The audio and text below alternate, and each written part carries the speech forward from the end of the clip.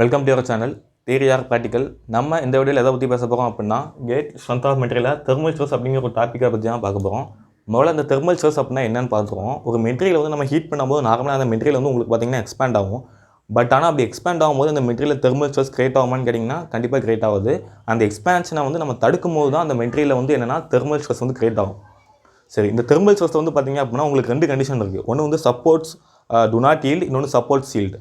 முதல்ல supports to not ஈல்டை பற்றி பார்ப்போம்.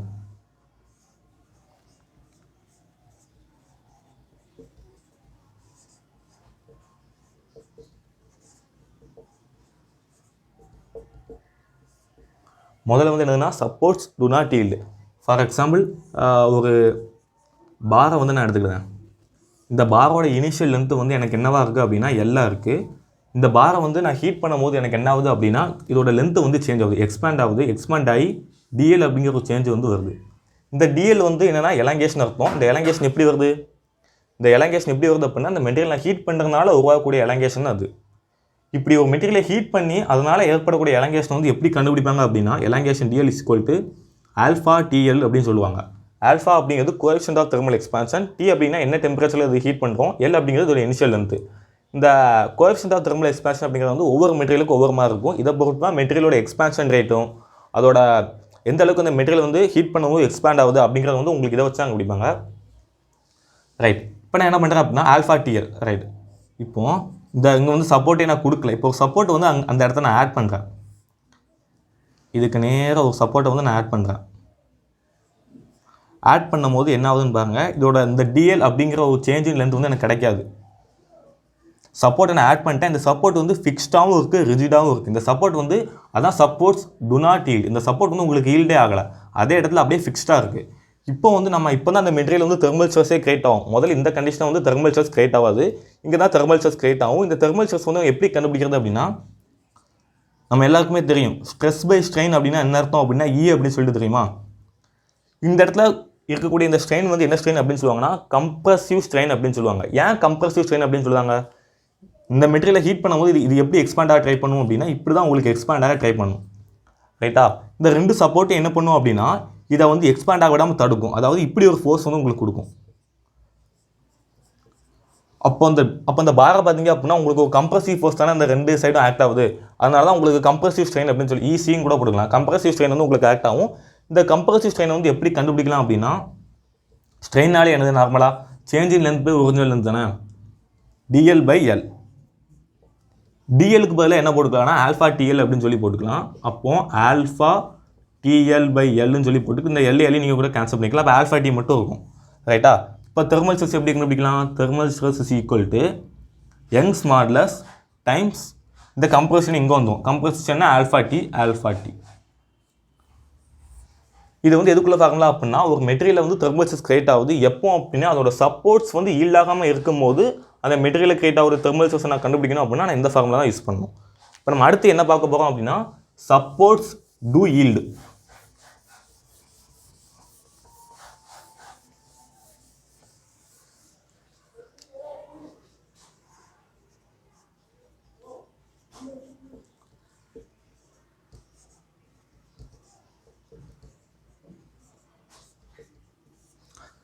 சப்போர்ட் வந்து ஈல்ட் ஆகும்போது அந்த மெட்டீரியல் எவ்வளோ தெர்மல் ஸ்ட்ரெஸ் கிரியேட் ஆச்சு அப்படிங்கிற பார்ப்போம். இங்கேயும் அதே மாதிரி தான். அந்த மெட்டீரியலோட லென்த்து வந்து நான் என்னன்னு சொல்லி எடுத்துக்கிறேன் அப்படின்னா சிம்பிளாக எல்லுன்னு சொல்லி டினோட் பண்ணிக்கிறேன்.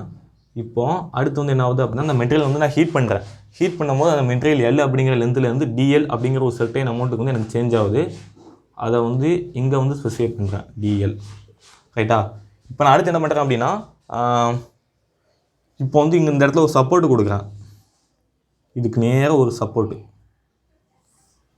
இந்த சப்போர்ட் இங்கே இருக்கும்போது நீங்கள் பாருங்களேன். இப்போ நான் என்னென்னா சப்போர்ட்ஸ் டூ ஈல்டு. சப்போர்ட் வந்து ஈல்ட் ஆகுது.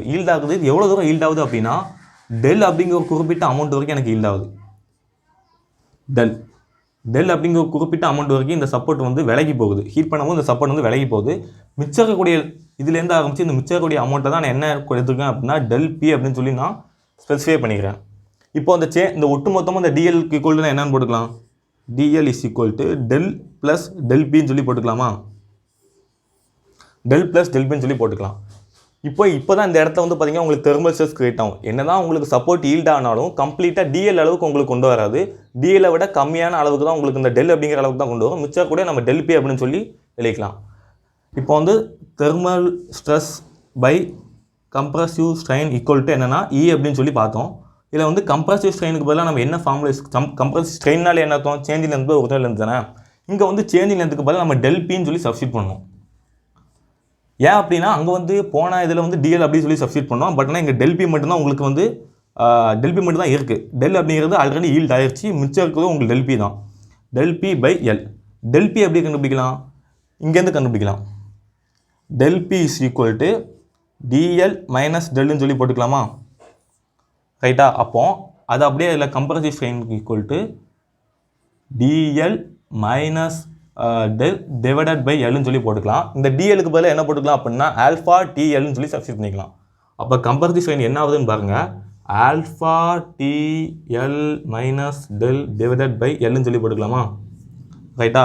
இப்போ thermal stress is equal to alpha DL minus del divided by L into ஈன்னு சொல்லி போட்டுக்கலாம். ஏன் ஈனா இங்கே ஆல்ரெடி ஒரு யங்ஸ் மாடல்ஸ் இருக்குது. அந்த ஈ தான் நாங்கள் சப்ஸ்டிட் பண்ணிக்கிறேன்.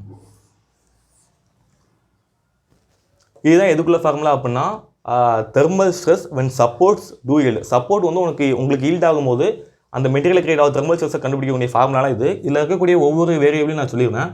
சாரி, இந்த ஆல்ஃபா அப்படிங்கிறது என்ன? Constant. Coefficient of thermal expansion. டெம்பரேச்சரும் உங்களுக்கு வந்து கான்ஸ்டன்ட்டாக தான் இருக்கும். லென்த்து இந்த ஒரிஜினல் லென்த்து. டெல் அப்படிங்கிறது எவ்வளோ அமௌண்ட் இந்த சப்போர்ட் வந்து ஈல்ட் ஆகுது. இந்த சப்போர்ட் ஈல்ட் ஆகக்கூடியது தான் டெல் அப்படின்னு சொல்லிடுறோம். திரும்ப இந்த எல்லுங்கிறது ஒரிஜினல் லென்த்து. இ அப்படிங்கிறது யங்ஸ் மாடல்ஸ். இப்போ நம்ம அடுத்து எதை பற்றி பார்க்கலாம் அப்படின்னா காம்போசிட் பாரை பற்றி பார்க்கலாம்.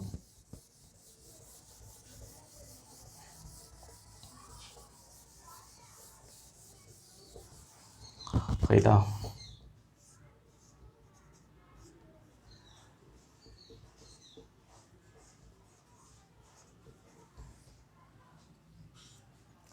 காம்போசிட் பேக்கில் வந்து எப்படி பார்க்கலாம் அப்படின்னா இதுவும் அதே மாதிரி தான். ஒரு மெட்டீரியல் வந்து உங்களுக்கு இப்படி இருக்குது.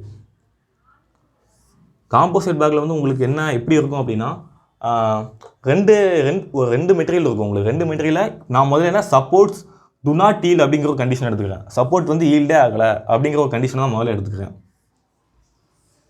ரைட்டா? அப்போ வந்து எனக்கு இந்த மாதிரி ஒரு இது இருக்குது.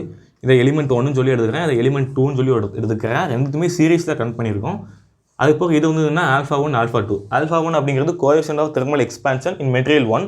இது வந்து என்ன coefficient of thermal expansion in material 2. இப்போ இதில் வந்து பார்த்தீங்க அப்படின்னா இதில் தெர்மல் ஸ்ட்ரெஸ்ஸை கண்டுபிடிக்கிற மாதிரி உங்களுக்கு வராது. இதில் வந்து என்னன்னா ஒரு ஈக்குவேஷன் மாதிரி உங்களுக்கு ஃபார்ம் பண்ணிக்கலாம். நம்ம காம்போசிட் பேரை பொறுத்த வரைக்கும் உங்களுக்கு தெர்மல் ஸ்ட்ரெஸ் கண்டுபிடிக்கணும்னு சொல்லி கேட்க மாட்டாங்க. ஒரு ஈக்குவேஷன் மாதிரி உங்களுக்கு ஃபார்ம் பண்ணிக்கலாம். அதுலேருந்து உங்களுக்கு என்ன வேரியபிள் வேணுமோ நீங்கள் எடுத்துக்கலாம். எப்படின்னு சொல்லி பார்க்கலாம். Del L1 plus del L2 equal to DL1 plus DL2. இதுதான் ஃபார்முலா. நார்மலாக DL1 ப்ளஸ் DL2ன்னு என்னது? ஒரு மெட்டீரியலை ஹீட் பண்ணும் போது அதில் ஏற்படக்கூடிய தெர்மல் ஹீட்னால் ஏற்படக்கூடிய எலாங்கேஷன் தான் இது ரெண்டுன்னு சொல்லுவாங்க. இந்த சைடு இருக்கக்கூடிய ரெண்டும் உங்களுக்கு மெட்டீரியலை என்ன பண்ண ட்ரை பண்ணும் அப்படின்னா எக்ஸ்பேண்ட் பண்ண தான் உங்களுக்கு ட்ரை பண்ணும். ஏன் அப்படின்னா இது வந்து தெர்மல் எக்ஸ்பான்ஷன் குறிக்கும்.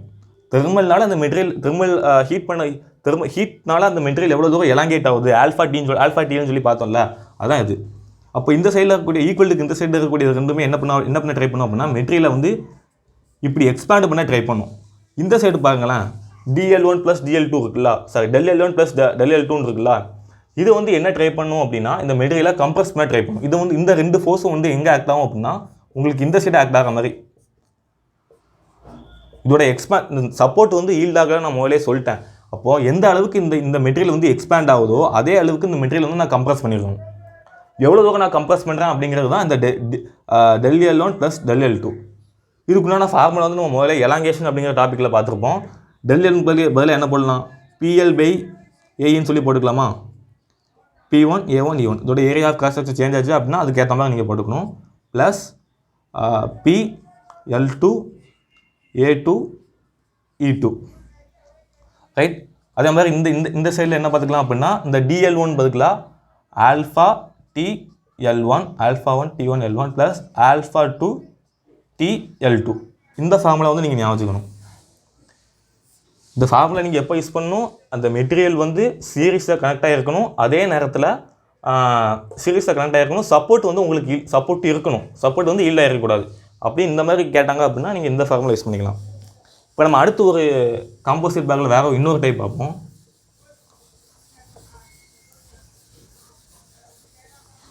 இது வந்து என்னது அப்படின்னா ஒரு மெட்டீரியல் எப்படி இருக்கும், மேலே வந்து ஒரு மெட்டீரியல் இருக்கிறதா நினச்சிக்கோங்க. இந்த மெட்டீரியல் வந்து என்னது அப்படின்னா ஸ்டீல் இல்லைன்னா பிராஸ் கூட நீங்கள் எடுத்துக்கலாம். இந்த மெட்டீரியல் பிராஸ் கூட எடுத்துக்கோங்க. இந்த மெட்டீரியலோட தெர்மல் எக்ஸ்பான்ஷன் வந்து இந்த இப்போ 2 மெட்டீரியல் வந்து உங்களுக்கு ஜாயிண்டட் கண்டிஷனில் இருக்குது. இப்போது மேலே இருக்கக்கூடிய மெட்டீரியலை மட்டும் நான் தனியாக வச்சுருக்கேன் அப்படின்னா, மேலே இருக்கக்கூடிய மெட்டீரியல் மட்டும் நான் ஹீட் பண்ணுறேன் அப்படின்னா இதோட சேஞ்ச் இன் லென்த் வந்து நான் எப்படி ஸ்பெசிஃபை பண்ணுவேன்னா டிஎல் அப்படின்னு சொல்லி ஸ்பெசிஃபை பண்ணுவேன். கீழே இருக்கக்கூடிய மெட்டீரியலை மட்டும் நான் தனியாக ஹீட் பண்ணேன் அப்படின்னா இதோட சேஞ்ச் இன் லென்த்தை வந்து நான் என்ன சொல்லுவேன் அப்படின்னா இதையும் டிஎல் அப்படின்னு சொல்லி ஸ்பெசிஃபை பண்ணுவேன். ஏன் மேலே இருக்கக்கூடிய மெட்டீரியலோட சேஞ்ச் இன் லென்த் வந்து எலாங்கேஷன் அதிகமாக இருக்குது அப்படின்னா அதோட கோஎஃபிஷியன்ட் ஆஃப் தெர்மல் எக்ஸ்பான்ஷன் வந்து எனக்கு அதிகமாக இருக்குது. கோஎஃபிஷியன்ட் ஆஃப் தெர்மல் எக்ஸ்பான்ஷன் அதிகமாக இருக்கக்கூடிய மெட்டீரியலுக்கு வந்து கோஎஃபிஷியன்ட் ஆஃப் தெர்மல் எக்ஸ்பான்ஷன் அதிகமாக இருக்கக்கூடிய மெட்டீரியல் வந்து உங்களுக்கு என்ன ஆகும் அப்படின்னா அதோட எக்ஸ்பான்ஷனும் அதிகமாக இருக்கும். அதனால தான் அதோட சேஞ்ச் இன் லென்த் வந்து அதிகமாக இருக்குது. கீழே வந்து ஆல்ஃபா கம்மியாக இருக்குது, அதனால சேஞ்ச் லென்த் வந்து கம்மியாக இருக்குது. ரைட். இப்போ நான் என்ன பண்ணுறேன் அப்படின்னா ஆக்சுவல் எக்ஸ்பான்ஷன் இதுதான் வந்து என்னது அப்படின்னா ஆக்சுவல் எக்ஸ்பான்ஷன்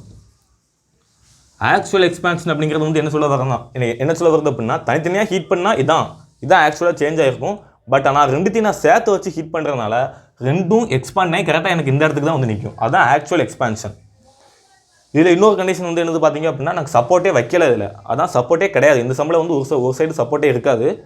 இப்போ இதான் வந்து ஆக்சுவல் எக்ஸ்பான்ஷன். இந்த சைடில் இருக்கிறது வந்து என்ன சொல்கிறேன் அப்படின்னா del1, இந்த சைடில் இருக்கிறத வந்து del2 அப்படின்னு சொல்லி ஸ்பெசிஃபை பண்ணுறேன். ரைட்டா? இப்போ வந்து நம்ம ஈக்குவேஷன் எழுதுவோம். dl1 minus del1 equal to actual expansion in material 1 equal to actual expansion in material 2. அதான் formula. actual expansion 1 equal to actual expansion 2. ரெண்டு மெட்டீரியல் இருக்கக்கூடிய இந்த என்ன ரெண்டும் ஒரே இடத்துக்கு தானே வந்து நிற்கி. அப்போ இந்த மெட்டீரியலோட ஆக்சுவல் எக்ஸ்பான்ஷனும் இதுவும் உங்களுக்கு ஈக்குவல்ட்டாக தான் இருக்கும். இந்த மெட்டீரியலோட ஆக்சுவல் எக்ஸ்பான்ஷன் எங்கே இருக்குது, இங்கே இருக்குது. இது வேண்டாம் என்ன பண்ணுவான் ஒட்டு மொத்தமாக dl1 மைனஸ் டெல்னு போடலாம். அப்போது dl1 மைனஸ் del1 சொல்லி போடலாமா? இந்த சைடு பாருங்களேன், இந்த சைடு வந்து dl இருக்கிறது தான். அப்போ dl plus del2 dl2 plus del2. ரைட்டா? இப்போ நான் என்ன கொண்டு போகிறேன் அப்படின்னா இந்த del1 del2 இருக்குல்ல இதெல்லாம் ஒரே சைடு கொண்டு போகிறேன். dl1 minus dl2 equal to del2 plus del1. ரைட்டா? இப்போது நம்ம எல்லாருக்குமே தெரியும் டிஎல்னா என்ன அர்த்தம், டெம்பரேச்சர்னால அந்த மெட்டீரியல் எவ்வளோ தூரம் எக்ஸ்பேண்ட் ஆகுது அப்படிங்கிறத நான் டிஎல்ல ஸ்பெசிஃபை பண்ணுவேன். அப்போ டிஎல் எப்படி சொல்லிக்கலாம் அப்படின்னா ஆல்ஃபா டின்னு சொல்லிக்கலாமா? அப்போ alpha D L1 alpha 1 T1 L1 minus alpha 2 T L2 equal to del 2 என்ன அர்த்தம் அப்படின்னா P L2 by A2 E2 plus P L1 by A1 E1. Sir Young's models வந்து ரெண்டுக்குமே உங்களுக்கு சேமாக இருக்க மாதிரி கொடுக்கலாம் சார். யங்ஸ் மாடல்ஸ் வேறு வேறு தான். E2 1 ரைட்டா? இந்த ஃபார்மில் ஞாபகம் வச்சுக்கலாம். இந்த ஃபார்ம் நீங்கள் சிம்பிள் அப்படின்னு ஞாபகம் வச்சுக்கலாம் அப்படின்னா இதை ஈஸியாக ஞாபகம் வச்சுருவீங்க. கோஎஃபிஷியன்ட் ஆஃப் தெர்மல் எக்ஸ்பான்ஷன் வந்து எதுக்கு அதிகமாக இருக்கோ அதுக்கு வந்து நம்ம ப்ளஸ்ன்னு போட்டுக்கலாம். கோஎஃபிஷியன்ட் ஆஃப் தெர்மல் எக்ஸ்பான்ஷன் வந்து எதுக்கு கம்மியாக இருக்கோ அதுக்கு வந்து நம்ம வந்து மைனஸ் அப்படிங்கிற மாதிரி போட்டுக்கலாம். அவ்வளோதான். அந்த தெர்மல் செஸ் அப்படிங்கிறது வந்து இந்த ஃபார்முலா பேஸ் பண்ணி தான் உங்களுக்கு கிட்டத்தட்ட எல்லா சம்ஸும் இருக்கும். இதை மாதிரி உங்களுக்கு தெர்மோடைனமிக்ஸாக இருக்கட்டும், இல்லைனா பவர் பிளான்ட் இன்ஜினியரிங்காக இருக்கட்டும், ஃப்ளூயிட் மெக்கானிக்ஸ், இன்னும் மெக்கானிக்கல் கோர் பேப்பர் எதெல்லாம் இருக்கும், டிசைன், மேனுஃபேக்சரிங், இந்த மாதிரி எந்த சப்ஜெக்ட்டில் உங்களுக்கு கேட் ஓரியன்டாக உங்களுக்கு வந்து ஏதாச்சும் ஒரு டாபிக்ஸ் எடுத்து பேசினா நல்லாயிருக்கும் அப்படின்னு நீங்கள் நினச்சிங்க அப்படின்னா நீங்கள் வந்து கமெண்ட் செக்ஷனில் சொல்லலாம். ஒருவேளை நாங்கள் சொல்கிற டாப்பிக்கில் உங்களுக்கு ஏதாவது கிளாரிஃபிகேஷனும் தேவைப்பட்டாலும் நீங்கள் கமெண்ட்டில் மென்ஷன் பண்ணலாம். தேங்க்ஸ் ஃபார் வாட்சிங்.